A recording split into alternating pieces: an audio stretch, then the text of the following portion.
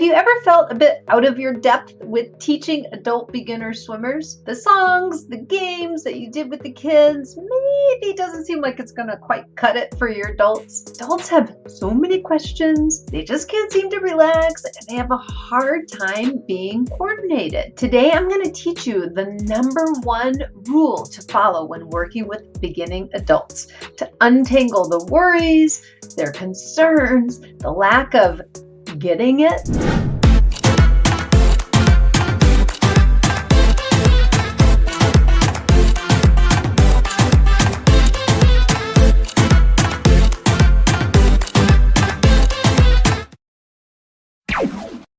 When you follow this rule, it takes the pressure off of you to have all of the answers to their questions, and it allows the student to become the expert. After all, they are an expert in themselves, right? They're adult human beings that have been moving around the world doing lots of amazing things. They know what it means to be the expert of their body. And since we're not going to be with them at every swimming situation, at the end of the day, this is our job to help adult beginner swimmers become experts at their own body and the water, how these two things work together. I mean, have you ever had a student ask you a question and you're like, I'm not quite sure what the answer is. And like you give them an answer and they do something, but it just doesn't seem to hit it.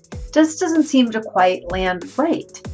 And this is because you don't know what it's like to be in their body. You're not quite sure what's happening in their body. And we kind of are asking questions that might not be hitting it. So this rule is going to help you get to the heart and help the student get to the heart of what's going on.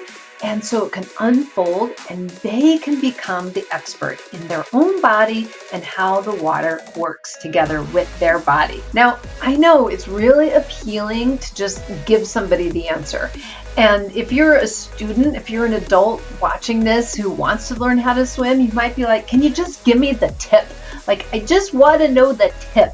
We're all very into the quick, easy tip. The problem with that is the tip doesn't always work for the learner. Or it doesn't always work in every situation. I can give you tips and tricks about how to hold your hands or how to hold your feet or how to hold your head or how to put your arm in the water. But that doesn't mean it matches up with the student, with you, the student, right? So us as teachers, we need to have bigger rules to follow to help students become their own experts. We need to teach them a learning process, which is more important and more valuable and is going to last them longer than just giving them quick tips or tricks. Now, all teachers, all really good teachers know this. This is why when kids are learning math, we don't just like give them a calculator, right? I mean, I do lots of basic arithmetic using the calculator. Maybe not an actual calculator. Maybe I'm actually in truth using my phone or the calculator on my computer. But I know how to use that trick, that little tip of just putting numbers into a machine or on a spreadsheet, because I know the basic building blocks, right? I had to start with the process and the system and understanding about how arithmetic works. Then I can start to plug and play and use shortcuts and use other tools and things like that. But the good teachers taught me a process, teach students today a process of how arithmetic works. And that's our same job as swim teachers, is to teach adult beginner swimmers the process. And that's what this rule is about. And following this rule and following this process allows you to have a tool to open up every area of learning that's available for people in the water. All right, so what is this rule? So here's the rule. I call it the 80-20 rule. 80% of what you do, of your time in the water, of your time before class, your time after class, the time a student spends engaging in any particular activity, 80% of it really needs to be focused on the mental aspects. How are they feeling as emotions? What are they noticing in their body, sensations? What are they worried about? Where is their focus, their concern? 80% of it needs to be focused on the mental part. That means only 20% is focused on the physical part. And that might be like, what? How can that be? You're learning a physical activity. The thing is, with swimming, with learning to swim for beginning adult swimmers, the first big thing is this is an activity we do where you can't breathe. And this, by its very nature, inherently should bring up a sense of concern, a sense of fear, a sense of worry. If it doesn't bring up a sense of concern or worry or fear, that's something we want to know about too. Are we so disconnected from the body, the basic body need, that we're not noticing when the body sends signals about air?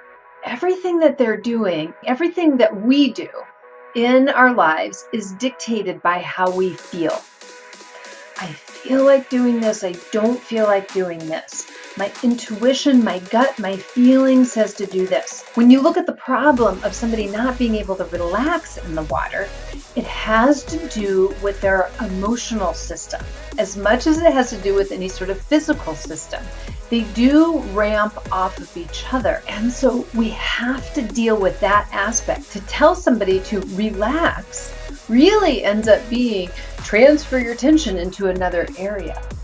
When we learn as teachers how to ask really good questions, how to help students investigate what it is that they are noticing within themselves, and then to be able to convey that to us, for us to have a conversation about it, to have curiosity in it, then this is where they start to become the expert of their own bodies. They become the expert of what's going on in them. To be able to see the difference between I'm holding my shoulders and I'm not holding my shoulders. This is a mental thing way more than it is a physical thing. Because just to tell somebody to drop their shoulders, that works maybe once or twice. But if we don't really get to the root of why we keep lifting our shoulders, then it keeps coming back. Or if they don't ever notice, the only way they drop their shoulders is because you tell them to, or because they're getting it from their head. I have to remember, drop my shoulders, drop my shoulders, drop my shoulders. This keeps people up in this thinking part of themselves, which is part of that 80, the mental part. Thinking part is the mental. How do I translate those questions, worries, and concerns into connecting to my body? Swimming is about a body-mind connection. And when we're dealing with adults, their minds are much bigger. Our brains are much bigger and active and have a lot more processes to them than children's minds do, right? Children's brains, they're still building all these synapses. They do not pay attention to the past and the future and have thoughts about danger and all these kinds of things. Their brains are not developed that way, but an adult brain is. This is why tapping into over and over again the 80% of mental and applying that to a small physical step. And when we teach people how to put their face in the water, how to have total comfort when their face in the water, there's at least 6 different physical areas that we have to address. The way that we find these out, the way that we got to know what all of the concerns are that adults have, is because we tapped into curiosity with them. So we know a little bit ahead of time what the questions are, but I never pretend to know what all of them are, because every person that comes to us is a unique individual. And it's really about the system of being able to tap into their mental steps, into what's going on for them in their body, for helping them to tune in here, to get out of here, down into here. Tips and tricks and remembering all the things is up here. Tuning into my body, letting my body speak back up to my brain, and tuning back into my body while I test a particular small enough step, just 20% of action, just a little tiny step, so that I can then keep aware of the mental components as I do that little 20% step. 80-20, if you are working with an adult, if you are an adult learning to swim, we have to have that ratio in there of paying attention to the mental steps about 80% of the time versus only 20% of the times when we test. We're really testing the mental steps with a physical action. Hey, if you want to learn more, jump in, free courses down there. And I also have a safety guide for teachers in there. It's unique, it's different. Go ahead and go down there and grab it. See you next time. Aloha.